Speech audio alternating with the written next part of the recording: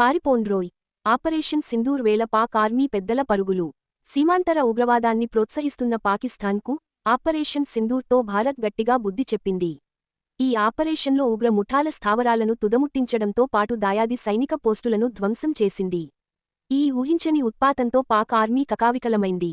దీంతో ప్రత్యర్థి సైన్యంలో కమాండర్ స్థాయి అధికారులు కూడా ప్రాణభయంతో పరుగులు పెట్టినట్లు తెలుస్తోంది.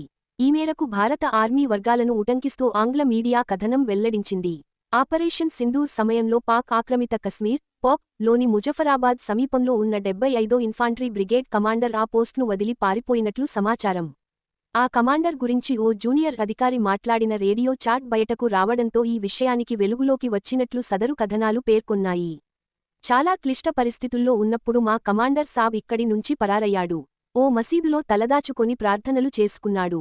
పోస్టులో కార్యకలాపాలను పునరుద్ధరించాలా అని అడిగితే, ఆఫీసు తర్వాత తాపీగా తెరుచుకోవచ్చు, ముందు మీ ప్రాణాలు కాపాడుకోండి అని సమాధానమిచ్చాడు.